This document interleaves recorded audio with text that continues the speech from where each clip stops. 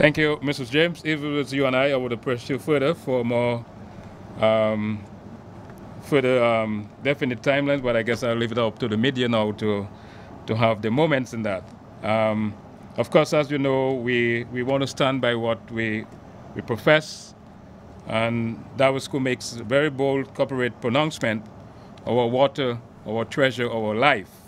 So we have to appreciate if we're one of the beneficiaries in the area without water, we would really want to have not just the comfort, but the certain amount of verification and confidence that by a certain time we will get that.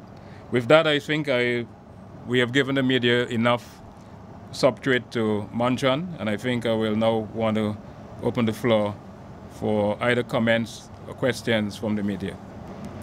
Yes, I'm Julian Morris, Channel 5 News. I wanted to ask Mr. Etinoff, I know that what you people have outlined there is just amazing, the amount of work that still needs to be done. It's just a huge task, no question about it.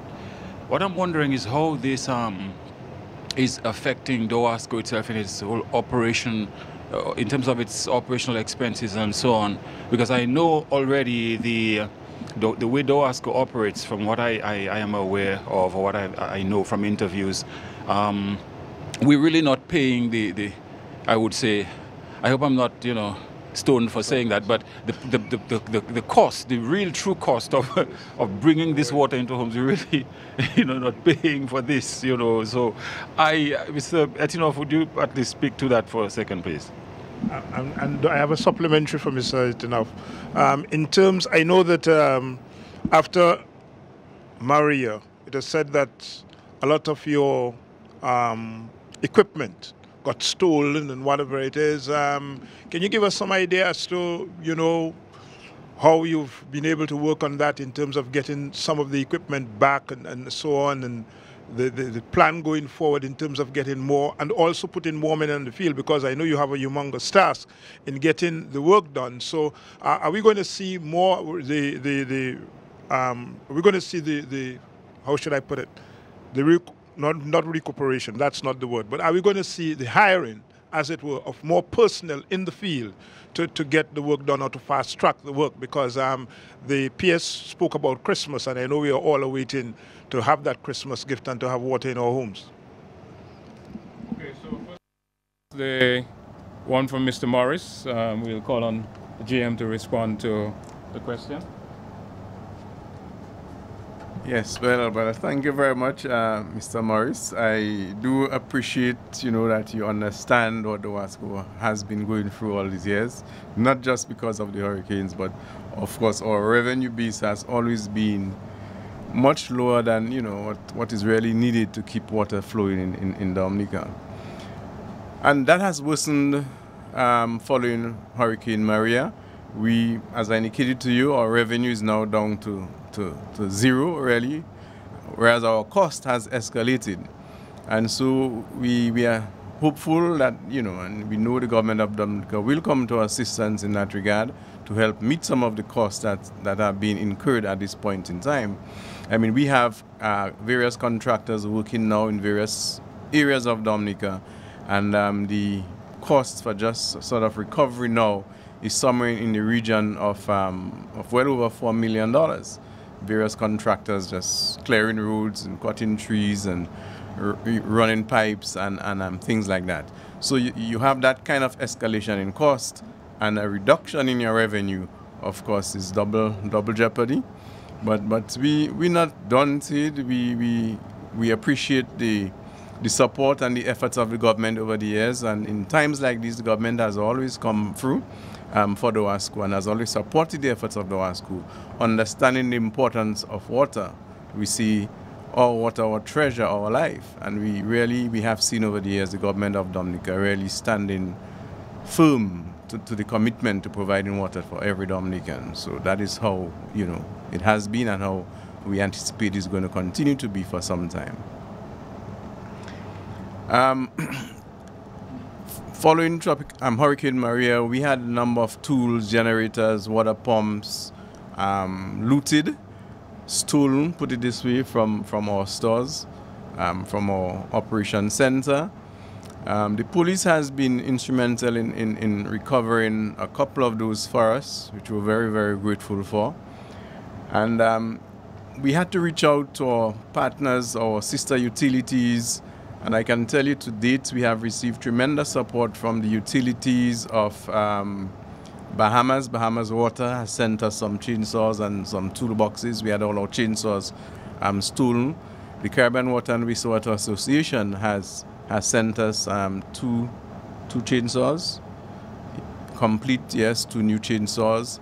And so we've gotten some generators from some of the international partners that are operating here and assisting the WASCO. So we have received, I would say, almost everything that we lost by stealing, by looting. We have received that much from our sister utilities and our partners. And as Mr. Joseph rightly asked about the manpower resources, given our realities and our financial situation, it's difficult to think of recruiting a lot of new people. We may have to take on board 1 or 2. We have taken a few temporary workers since the hurricane until now. But I'm also very, very pleased to report at this time that we have received assistance from some of our sister utilities. At the moment we have from Antigua, we have 6 men here on the ground from Antigua, very able assisting our staff, our field staff, in terms of correcting leaks and restoring pipelines and so on. And we also have 3 from Grenada doing the same thing. The Grenadians are here, I understand, for at least 3 weeks. The Antiguans may be here for 14 days. So they are here now and assisting us. And I know there are moves on the ground by the Caribbean Water and Wastewater Association and the Caribbean Water and Sewage Association to find other sources, other manpower resources to assist us. And the Caribbean Development Bank has pledged some funds to pay for the upkeep of these people while they are here in Dominica, so that it will not be a burden to the WASCO, not be a cost to the WASCO, but really real assistance. So we are grateful for that, and we look forward to that kind of assistance. Thank you.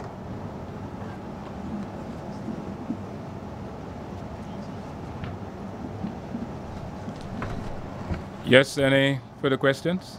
Yes, I was hoping that there'll be other questions, give the other reporters a chance. But it's interesting that the officials mentioned the idea of moving the source of water away from the mountains and everything, bringing it closer to the consumers and so on. And I was wondering what that might mean. Already they've mentioned some of the implications. Questions might be raised about water quality and so on. You know how we like to talk about our fresh water coming from the mountains and whatnot.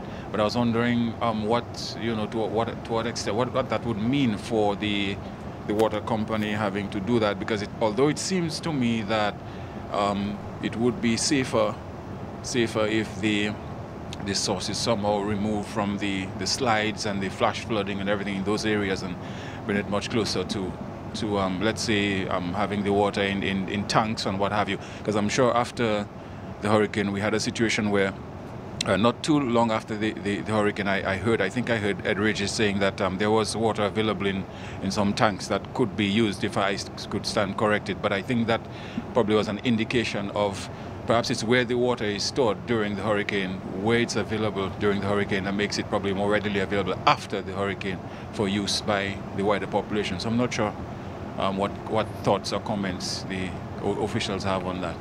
Also, we know that Dominica is noted to have a lot of underground water source, we call them, in local palace.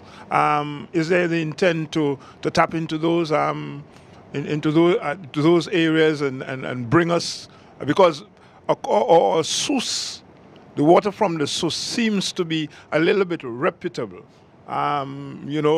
A lot of people drink it and whatever it is and so on. So are we hoping to see a move, Mr. Etienoff, by the WASCO to move to those areas and get the water from there and so on? Okay, 2 very substantial questions. I think one, we could have the GM to talk to the decision to move the intakes to safer locations, not just closer to the population center, Mr. Morris, but the thinking is to bring it to safer locations. so you can reduce the level of exposure and vulnerability. The other one having to do with the word source that Mr. Thomas mentioned. I am smiling because maybe I used too much of a highly polished language when I said water aquifer. But we did mention that, but again, I would ask Mr. Williams to expound a little further on that, because I think it's very important as part of the strategy for building resilience going forward. So Mr. Etinoff, the one to do with the safer intakes. Okay. When we speak of bringing the water closer to the customer, we basically looking here at building resilience in our water systems.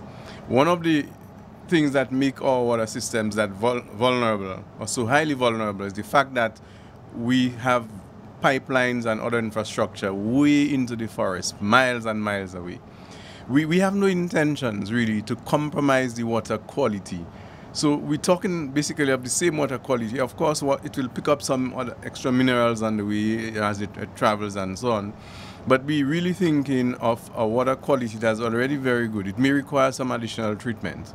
So we're not talking about compromising in any way the quality of water that we supply to the customer. We're talking of mainly building resilience. So in other words, yes, what the water below the bridge in Rosa River can be treated and made potable water, but we're not even thinking of going to that extreme. But we're thinking of taking water somewhere where there is no human activity really, no agriculture, where chemicals are washed into the water.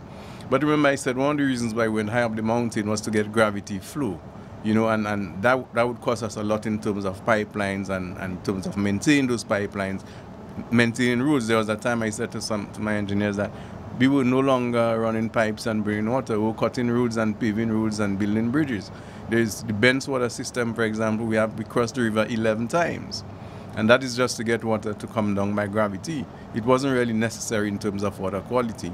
So I'm suggesting that the studies that have to be undertaken should look at what would be the cost be, say, over a 25-year period, the implementation cost plus the maintenance cost, so the life cycle cost then, to take the water much lower downstream where it is still very pure and pump it. Of course, there'll be additional electricity cost. And my chief engineer spoke about renewable energies that we are thinking could be used for that pumping activity, as opposed to running these pipelines 3 miles, 4 miles, you know, and several river crossings and maintaining those and having to deal with an Erica or Maria every 2 years.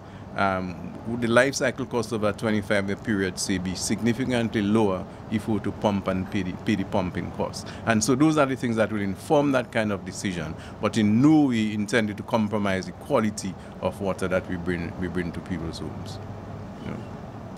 I think the question, you also mentioned the question of going underground for water. It is certainly something that has to be informed by the studies that we mentioned that we will be dealing with. But I'll let Mr. Williams deal with probably that, as well as the sourcing water through aquifers and so forth.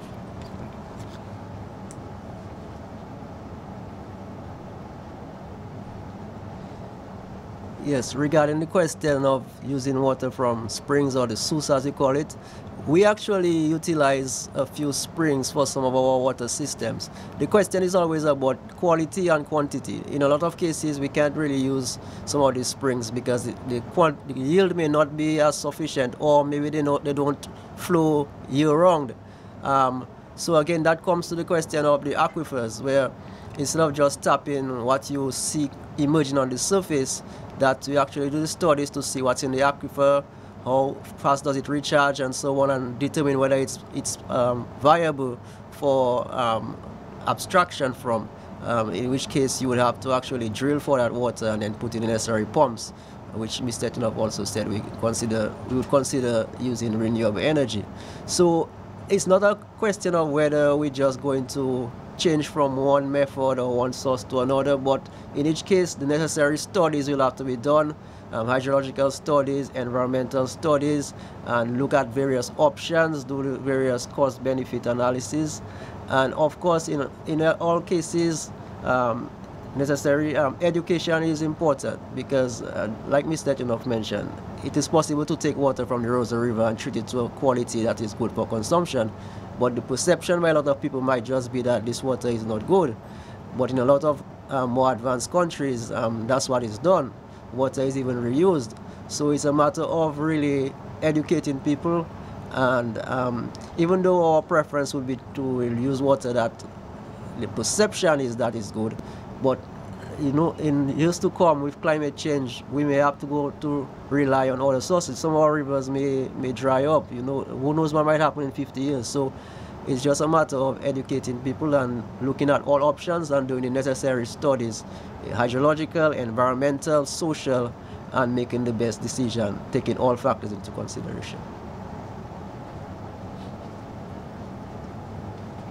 Okay, very quickly though, since you have reiterated the question, Mr. Morris, I think it's very important. Yes, the general manager quite adequately articulated the whole question of looking at the whole life cycle cost, but even very importantly as well, I mean, it's ensuring that you have the benefits while you're not compromising the quality. Yes, you know as well, Mr. Williams, it's not just the perception is the person's reality.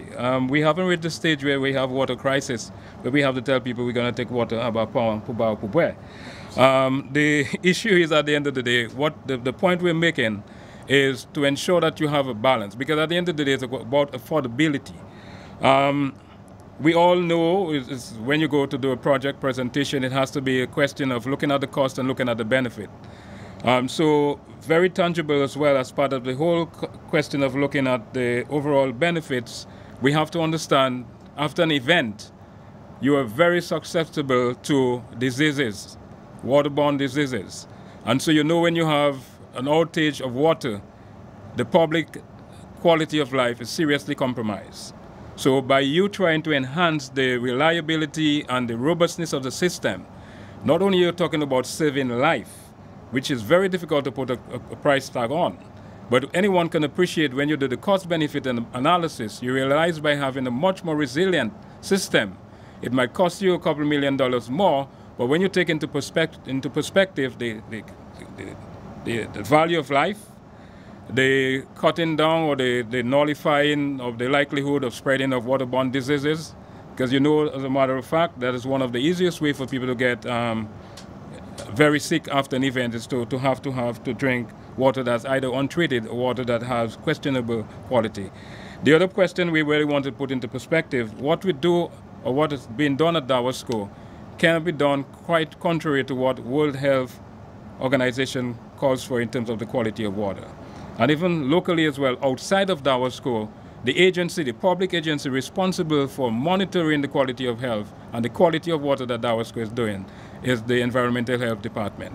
So any water before it comes into the household, environmental health have to endorse that the water is of suitable quality that the public can consume. So we're not going to get away from those norms and those necessary facets and facilities for ensuring that public health and public safety is never compromised. It's just to put into perspective, in the whole question of building back better, we have to ensure that water is of paramount in ensuring that the systems, the services, and even the procedures that is being done at Dawasco is really well-renowned and can stand the test of any shocks without having the kind of level of disruptions and dislocation that we're having right now. Vibes Radio. My question is the water in the pipes right now, is it safe for drinking, or should the public take any extra steps in purifying the water? Okay. Mrs. James, you heard the question?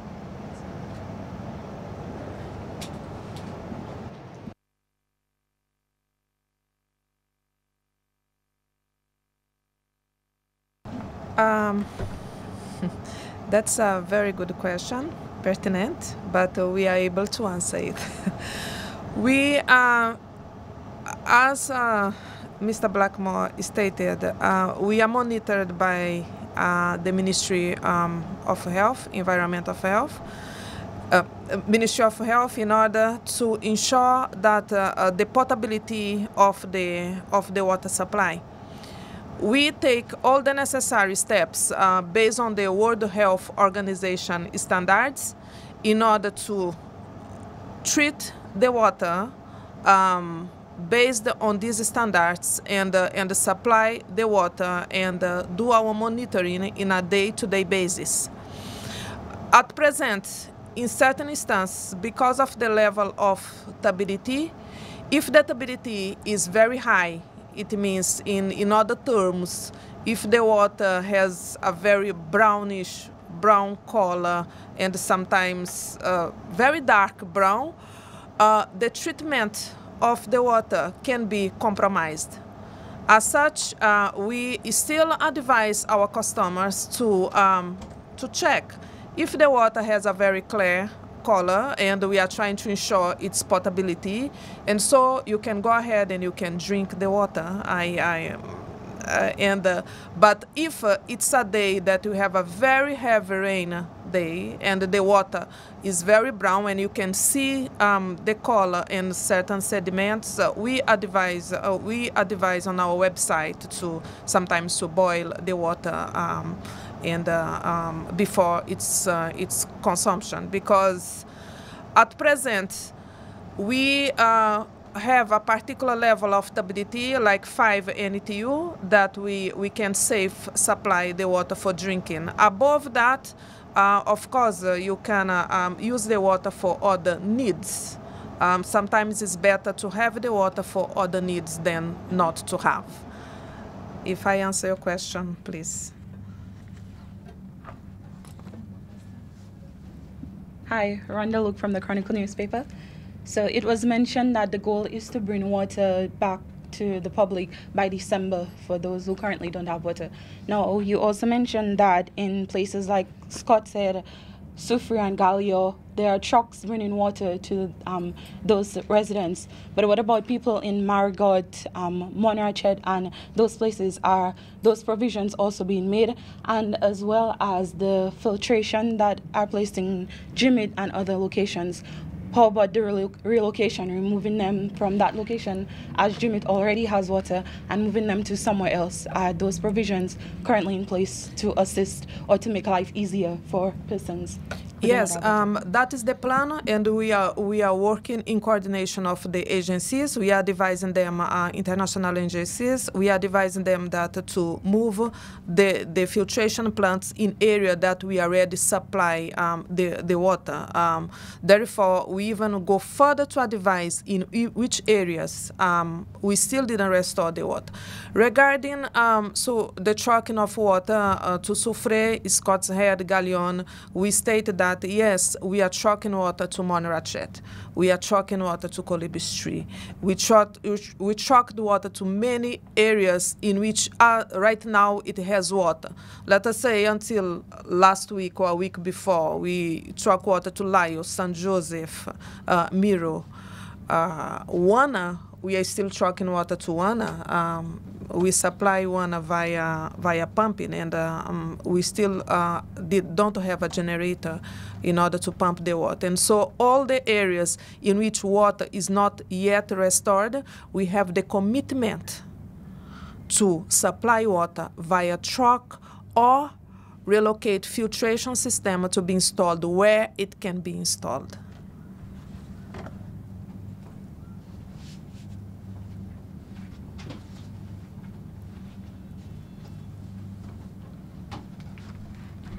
Okay, I think the question was asked from the reporter from New Chronicle. I think Mrs. James, it would be opportune to maybe follow up with an update as to the point of relocation for some of the potable filtration system. The question of challenges, we underscored it a while ago because I know it is very important to help give a better perspective of the understanding of where things are and how we intend to get forward. And we always realize now from the very graphic and gross exposure that we notice now whenever we view a mountain landscape area, we could see the scars from minor slides, sometimes bigger slides, and of course the serious deforestation. You would realize and understand and appreciate that for water, one of the main resources that you need is the catchment area. And so if your catchment area is compromised, it stands to reason and to logic that your water quality or your water service might be interrupted in some form or the other. So the whole issue of deforestation and reforestation, soil conservation, those are very legitimate necessaries that has to be seriously engaged going forward.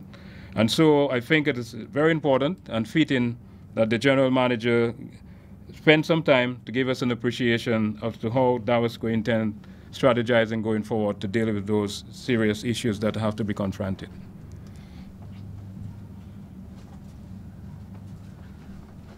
Yeah, again, thank you, PS.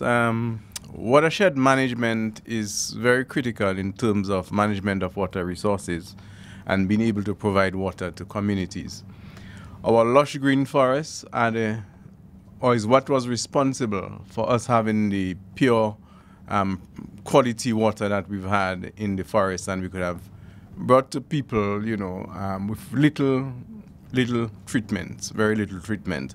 Yet it enjoyed the benefit of being among the highest quality water you'll find in our region. With the deforestation that has taken place with the hurricane, you see the trees are stripped bare, the soils exposed. Everything is now exposed to the wind. So the wind will cause soil erosion and have soil, washing freer into the intakes. Evaporation will of course be much more rapid than normally, with less tree cover or no tree cover in some instances. And so the management of the watersheds become very, very critical. What we have to begin to think in terms of, and we have started the process, is reforestation. How do we work in collaboration with the other agencies, the Ministry of Agriculture and the Forestry Division, to get forest cover back into those areas in quick time, and not just in quick time, but to get the sort of trees that will be resistant to just any little wind and things like that, so that we can begin to get forest cover back that will reduce the level of evaporation and maintain more water in the streams and rivers that we have, as well as prevent the soil from being washed away and blown away into the streams and rivers with any little wind or any little runoff. And so we have to begin to think seriously of soil conservation, and simple measures that probably come to mind at this point would probably be terracing in areas where terraces can assist, and of course all along those terraces you're planting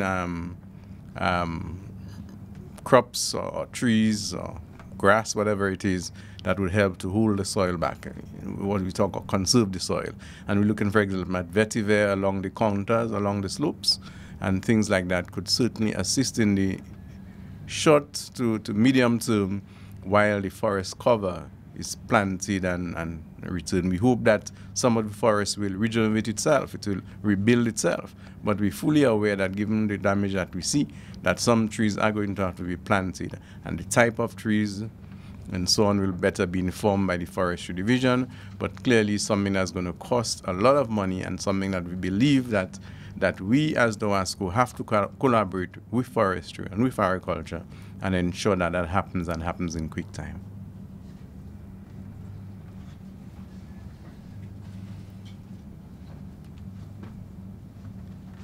Thank you. Further questions from the media?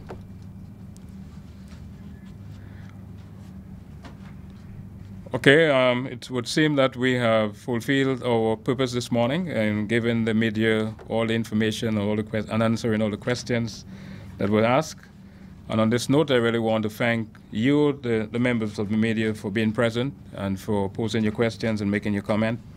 I have to single out Mr. Morris' enthusiasm.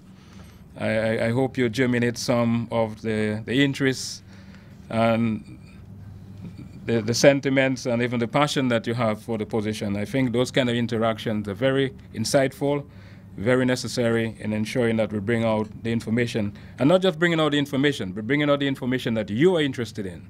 Because no point we come here talking about things that are not of relevance or importance to you, but by having the media here, it put that in perspective.